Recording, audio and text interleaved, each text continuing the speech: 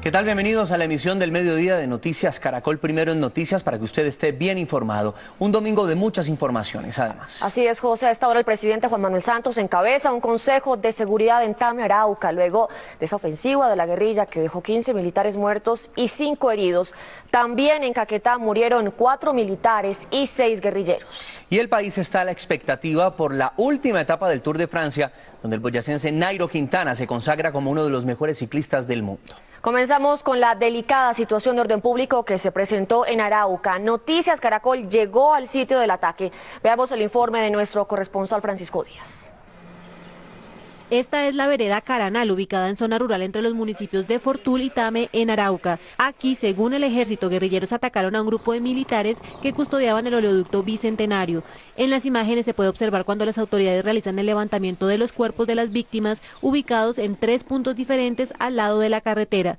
Muy cerca de allí, Noticias Caracol encontró a Carlos Julio Mora, un habitante del sector que relató los momentos de angustia vividos durante el ataque. Un candaleo muy tremendo, pero yo me acosté ahí de barriga, ¿sí o no? Sin hablarle un tris de mentira, y donde te balde, pasó una bala y escondió el balde, y cuando yo sentía el reguero de agua en el suelo. En su humilde vivienda quedaron las marcas del hostigamiento. Adentro está bañado, miren, ya las piezas está roto todo eso. Según información preliminar, 5 militares heridos se recuperan en el hospital de San Antonio de Tame. En Caquetá, otros 4 militares murieron en combates con guerrilleros de las FARC. En el enfrentamiento, 6 subversivos fueron abatidos. Según el ejército, los guerrilleros pretendían suplantar a la fuerza pública para perpetrar un ataque en el municipio de Doncello. Hasta la clínica Mediláser de Florencia fueron trasladados los 3 militares que resultaron heridos en combates con el ejército en zona rural de Doncello, Caquetá. Según el general Emiro José Barrios, comandante de la 12ª Brigada, los guerrilleros pretendían suplantar a la tropa para realizar un atentado. Teníamos información de que estábamos desde hace algún tiempo dando instrucciones permanentemente alertas, y por eso nos llevó la necesidad de realizar esta operación militar. De acuerdo con el oficial, los guerrilleros con estos uniformes intentaron hacerse pasar por integrantes del ejército para sorprender a la tropa. Utilizaban prendas de uso privativo.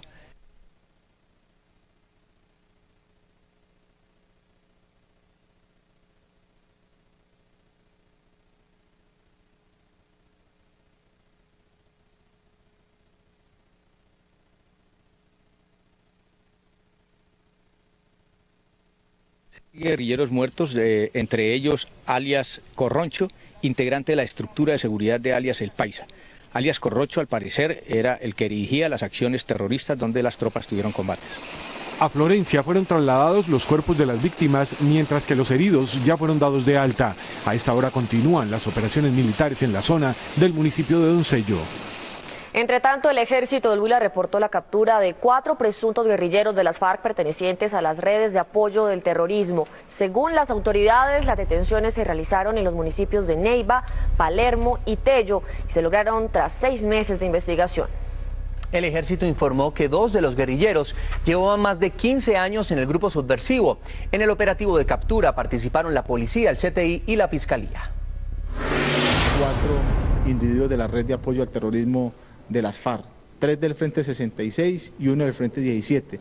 Personas que a través de sus actividades ilícitas hacían inteligencia delictiva a las tropas, hacían extorsión, hacían boleteo, de acuerdo a lo que nos dice y en cumplimiento al mandato que nos dio la Fiscalía, porque estas 4 capturas fueron en cumplimiento de una orden de captura después de un proceso judicial que se llevó gracias a la colaboración de la población civil y a testimonio de movilizados. Una persona murió y 20 más resultaron heridas tras la explosión de un artefacto al interior de un establecimiento nocturno en Cúcuta, norte de Santander. Vamos en vivo con Zulay Ucros. Zulay, ¿qué fue lo que ocurrió y qué dicen las autoridades? José Fernando, televidentes, muy buenas tardes. Pues el hecho que tiene consternado a los habitantes del área metropolitana de Cúcuta ocurrió en un establecimiento público en el centro de la ciudad. Según las primeras hipótesis, una persona que se encontraba al interior del establecimiento detonó una granada. El saldo, 20 personas fallecidas y una más resultó muerta. Veamos el siguiente informe. El artefacto explotó en ese establecimiento público ubicado en el centro de Cúcuta. En el atentado una persona murió. 21 personas heridas con un fallecido en el lugar de los hechos. Están recibiendo tratamiento y atención 18 de ellos, de los cuales 5 ya han sido valorados y están pendientes del alta y han sido hospitalizados de forma definitiva 13 de ellos. Uno con un trauma craneoencefálico que requiere cuidado intensivo y 2 que están para turno quirúrgico. Los heridos, en su mayoría mujeres, llegaron al Hospital Universitario Erasmo Meos con múltiples heridas. Las heridas son de esquirla y en su gran mayoría solamente interesaron partes blandas y región muscular. Mientras los heridos eran atendidos, sus familiares esperaban razón de ellos a las afueras del centro asistencial. Que está enferma, que le agarró las esquilas en la rodilla, pero yo lo que quiero es verla a ella. No, ella misma me llamó que estaba herida en el hospital, que estaba herida. Las autoridades confirmaron que la granada fue activada por alguna persona que se encontraba al interior del establecimiento. En el momento en que el establecimiento funcionaba a puerta cerrada, muy posiblemente un delincuente que portaba este artefacto o accidentalmente la activa en la parte interna y se tienen resultados tristes. Las autoridades investigan y buscan al responsable del ataque. Las autoridades identificaron al hombre que falleció como Luis Jorge Margaret Silva. Esa es toda la información que se registra desde aquí, desde Cúcuta, en norte de Santander. Zulay Ucros, Noticias Caracol. Zulay, gracias. Y graves desórdenes se registraron en Candelaria Atlántico luego de una riña que atendía a la policía. Según testigos, varios habitantes arremetieron contra las instalaciones de la alcaldía del municipio y varias viviendas. Estefanía Uribe, ¿cuál es el balance que dejan estos disturbios? Catalina, buenas tardes. El balance de esta arremetida son varios daños en la estructura de la alcaldía, los vidrios de las ventanas rotos y varios tejados de las viviendas de este sector del centro de Candelaria rotos a causa de varias piedras que lanzaron personas que, según las autoridades, se encontraban en estado de alicoramiento y que luego, al parecer, de presentarse una riña y de intervenir unos uniformados, algunos de ellos, según la policía, intentaron agredir a los policías. Al no poder agredir a los uniformados, arremetieron contra la alcaldía y contra varias viviendas del municipio de Candelaria. En las calles de la plaza de Candelaria aún se observan las piedras que lanzaron contra la alcaldía decenas de habitantes que, según las autoridades, se encontraban en estado de alicoramiento. La policía señaló que el ataque se registró cuando uniformados atendían una riña. La comunidad embriagada pues la emprende contra los policías y los policías se refugian en la estación, intentan agredir la estación de policía y al no lograr su cometido se regresan y lanzan unas piedras contra los ventanales de la alcaldía, los cuales lo rompieron, y unas tejas de unas de las viviendas vecinas. Habitantes del sector manifestaron que no es la primera vez que se presentan desórdenes como este. Porque cada vez que hay casetas, después que se terminan las casetas, hay alteraciones, comienzan a tirar piedras a los portones, a las casas, a los techos, y la verdad es que no estamos como para estar en esa situación, porque este es un municipio que es muy tranquilo. Según vecinos del sector, en los disturbios participaron varios menores de edad. ¿Cómo va a ser posible que los niños de 13 años, 14 años tengan la de la madrugada en la calle? ¿Cómo va a ser posible? ¿Por qué no se le presta más atención a la juventud de Candelaria? El secretario de Gobierno del municipio señaló que se estudiará el toque de queda en las calles de Candelaria para evitar que hechos como este se repitan.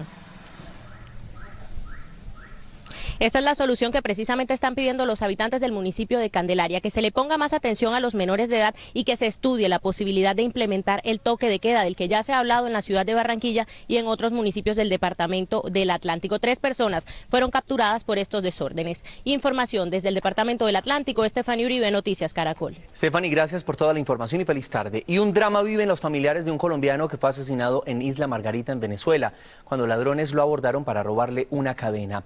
Los hermanos de la víctima piden ayuda al gobierno colombiano para agilizar el traslado del cuerpo de su ser querido y de sus otros familiares que permanecen en ese país, custodiados por las autoridades venezolanas.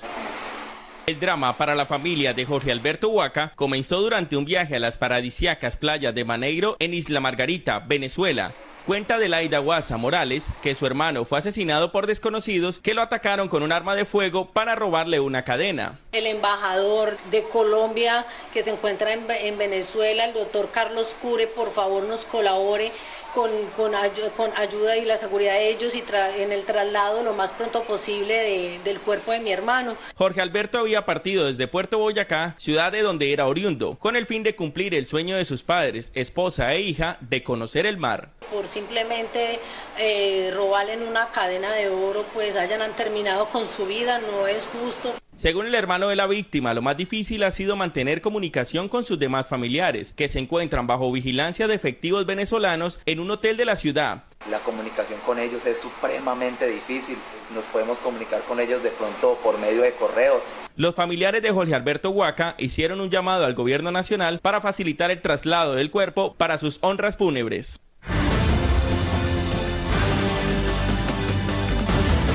Nuevos desórdenes se registraron hoy en el Catatumbo, que completa 42 días de paro. Desde tempranas horas, manifestantes intentaron tomarse nuevamente un tramo de la vía que conduce a Cúcuta.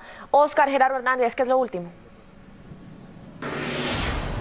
Hola, muy buenas tardes. Pues miren, la situación y lo último es que los manifestantes intentaron tomarse el aeropuerto que presta los servicios en esta zona del país. La rápida reacción del SMAT logró controlar esta situación. A esta hora, los manifestantes han ubicado prácticamente en la entrada del municipio de Tibú un retén en donde le han colocado pues problema incluso para pasar a los carros de la Cruz Roja y la gente que vive aquí en los alrededores. Pero, ¿qué es lo que está pasando realmente aquí en esta zona del Catatumbo? Hice un recorrido por la región y aquí les cuento por qué el paro en el Catatumbo. Desde 1977, cuando fue fundado, Tibú se proyectaba como un paraíso en la tierra. Un paraíso porque debajo de esta tierra está una de las reservas petroleras más grandes que tiene Colombia y hoy en día una buena zona para la siembra de palma. Esta es Tibú hoy, un municipio con fallas en sus redes de alcantarillado, calles y vías rurales en mal estado y pocas escuelas. Muchas veces nos toca alumbrarnos con mechones porque pues no se puede. Si hablamos del gas, pues estamos acá necesitados por todas partes. Ahora en Tibú pues teníamos gas y llegaron y nos lo quitaron y ahora estamos cocinando en varias casas con leña. El llamado de la comunidad es urgente. Que por favor nos tengan en cuenta, que no nos tengan abandonados, que también aquí necesitamos mucha ayuda. Tras el paro en el Catatumbo, comenzaron a llegar nuevas ayudas para la comunidad. Mercados con productos de primera necesidad volvieron a las casas. Muy bien, ¿para qué? Porque estamos pasando filo. Sí. ¿Ayudan algo? Ayuda, mucho. ¿Qué lleva esa caja, por ejemplo? No sé, mercadito. En el municipio permanecen letreros como este, donde le piden al presidente una solución y le recuerdan al resto del país que Tibú es Colombia. En los próximos minutos se prevén enfrentamientos aquí en este sector conocido como La 1, en zona rural del municipio de Tibú. Nosotros estaremos muy pendientes para contarles en nuestra próxima emisión lo que acontece en este paro en el Catatumbo. Esta es toda la información. Por el momento, Oscar Gerardo Hernández, Noticias Caracol. Esperaremos el reporte, gracias. Luego de 2 días de permanecer cerrado el aeropuerto de Quibdó, manifestantes que apoyan el paro minero desalojaron la pista de esa terminal aérea. Según las autoridades, los vuelos serán restablecidos en las próximas horas. En las últimas horas se levantó el bloqueo que mantenían los cerca de 500 manifestantes del paro minero sobre el aeropuerto de Quibdó. Las autoridades informaron que también lograron hacer el traslado de algunos pacientes que se encontraban en delicado estado de salud. Según el gobernador encargado de Chocó, las autoridades aeroportuarias se encuentran realizando el mantenimiento de la pista y la revisión de las aeronaves para que los vuelos sean reestablecidos en las próximas horas. En las horas de la mañana ya se retornó el control de manera completa en todo el departamento, hay completa normalidad, el comercio está restableciendo todo su servicio y el aeropuerto en las próximas horas estará reanudando operaciones aéreas. Según la policía del departamento, el desbloqueo se dio gracias a la mediación de la Iglesia Católica y la Defensoría del Pueblo e informaron que a pesar de que la ciudad está en relativa calma, hay sectores en donde se presentan algunos disturbios. Vamos a recuperar la tranquilidad en Quibdó. En este momento tenemos enfrentamiento en 3 lugares de la ciudad.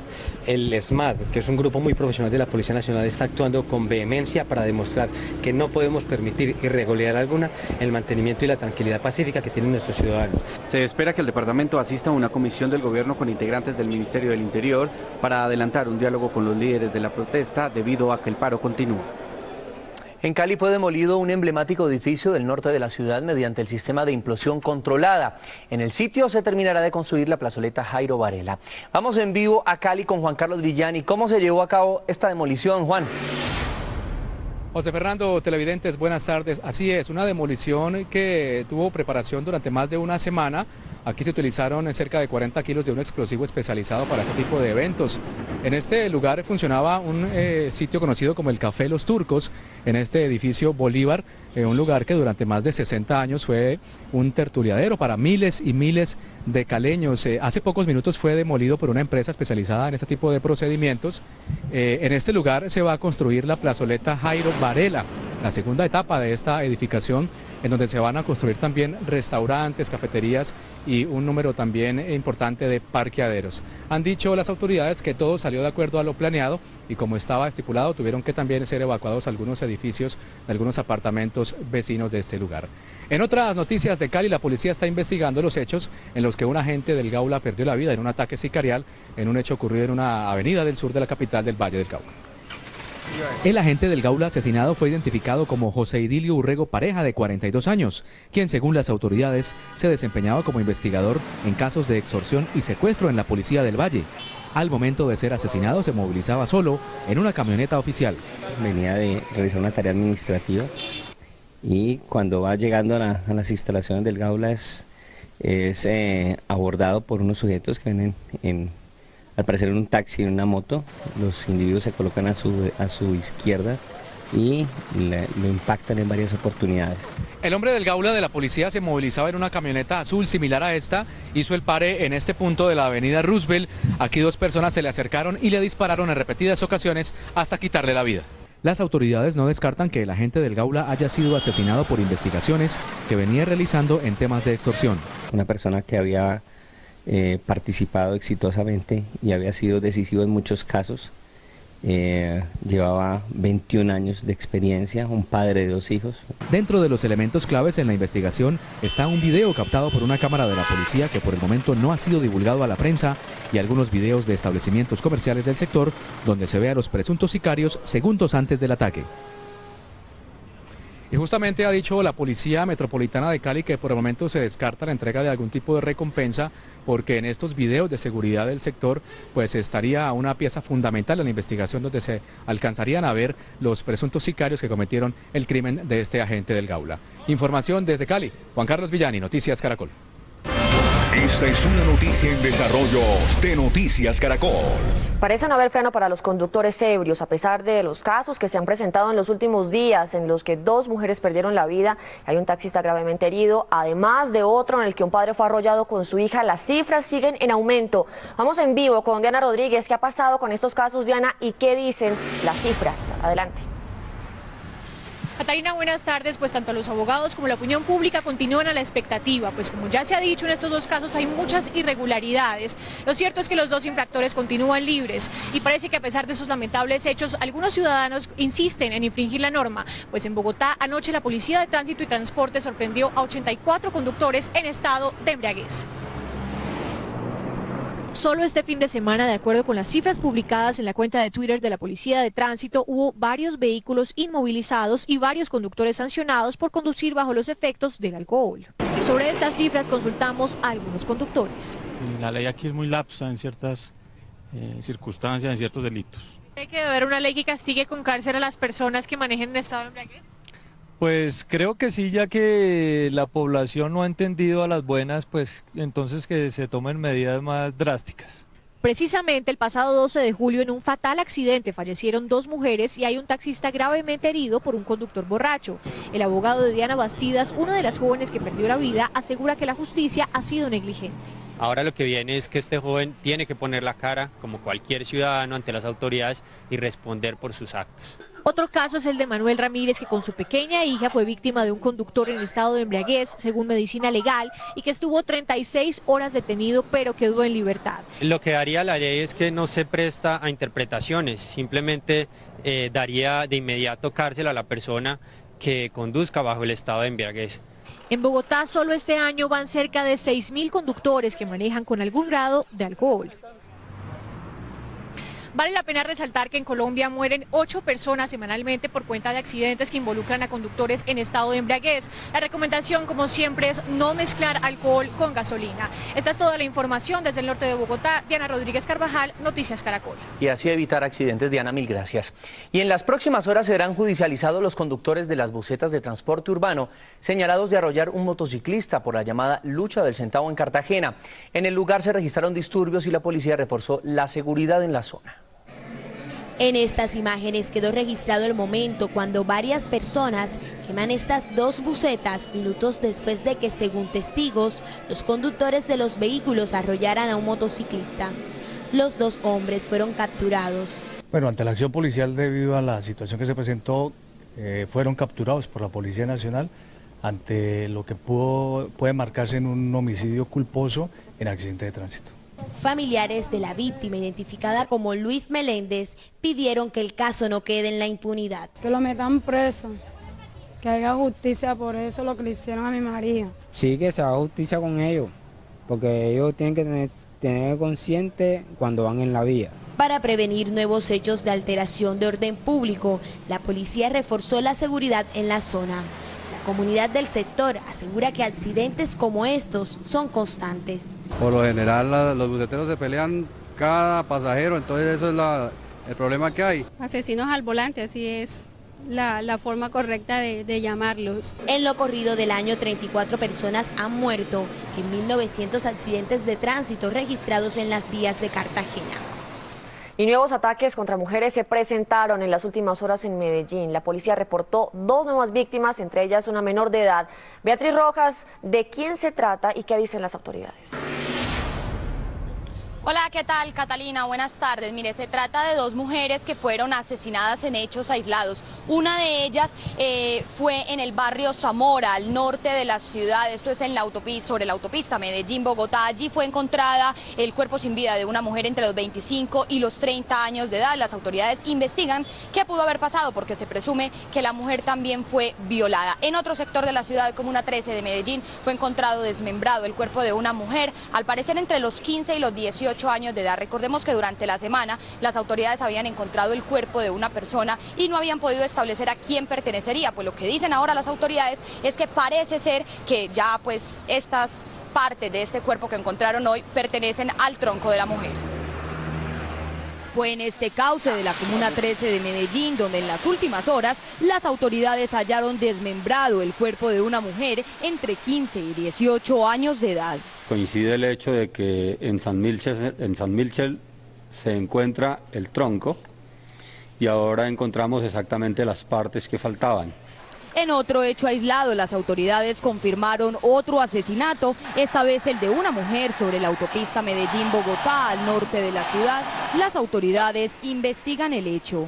Muestra lo degradado que está el conflicto y el problema que estamos viviendo y que se va a vivir en el futuro con estos que hemos denominado nosotros los carniceros, que no tiene nombre y eso lo hace una persona que ya no tiene nada en el corazón. Según las cifras de las autoridades, en lo que va corrido del año han sido asesinadas 140 mujeres en Antioquia.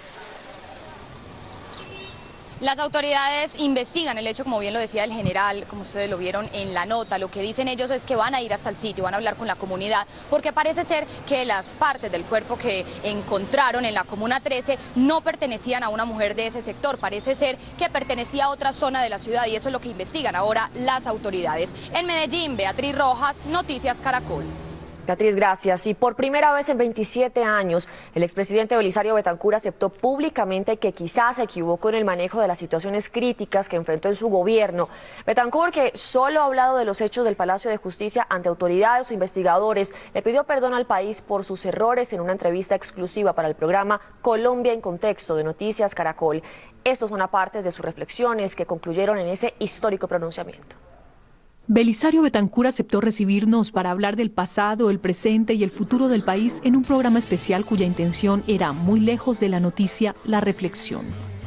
Pronto el tema de la paz se convirtió en el hilo conductor de sus recuerdos, consciente quizá de que, para bien y para mal, también lo fue de su gobierno y del papel que él jugó desde entonces en la historia de Colombia.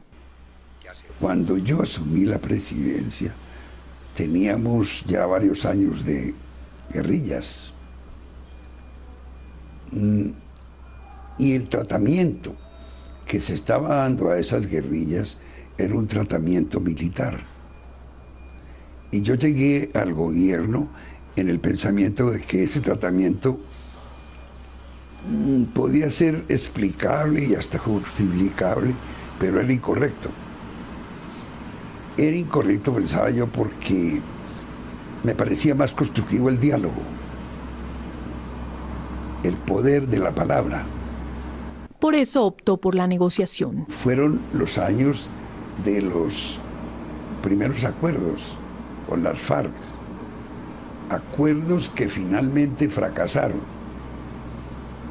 por inmadurez de la guerrilla, como me lo confesaron sus líderes después, y yo creo que por intransigencia mía, yo creo que por arrogancia mía. Betancur está convencido de que el tercer intento de paz con las FARC tiene todo para dar frutos. Yo estoy inmerso en las conversaciones de La Habana, de una u otra manera.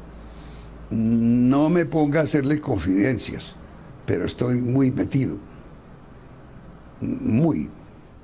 Estoy consustanciado. Y no me asustan las exasperaciones, no me asustan. Ni las de La Habana, ni las del respetable público, que en política es el que otorga o el que niega las medallas. Pero yo me hago muchas ilusiones, muchas, porque percibo que tienen fatiga de guerra y tienen deseo de paz.